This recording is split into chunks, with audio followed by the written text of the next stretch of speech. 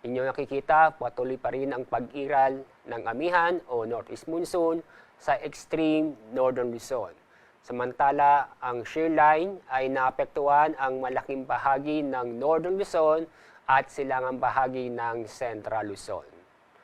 Mula ngayon hanggang sa 2 hanggang 3 araw, inaasahan ang paglakas ng amihan at maapektuhan ang malaking bahagi ng northern Luzon at ang shear line, inaasahan na maapektuhan mostly itong silangang bahagi ng northern Luzon at central Luzon. At inyo nakikita, wala po tayo na monitor na low pressure area o bagyo sa Dagat Pasipiko at ganoon din sa loob ng ating Philippine Area of Responsibility.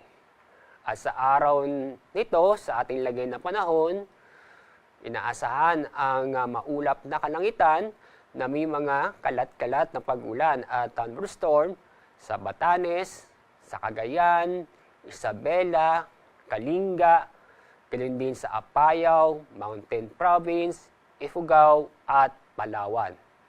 Kaya paalala sa mga kababayan po natin sa mga nabanggit na lugar, patuloy pa rin tayong mag-ingat dahil sa mga pag-ulan na posibleng magdulot ng pagbaha o pagguho ng lupa.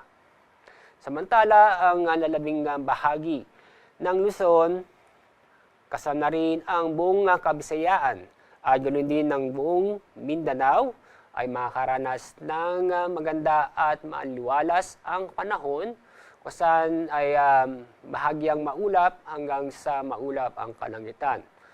Maliban sa mga isolated na mga pag-ulan o mga biglaang buhos na ulan.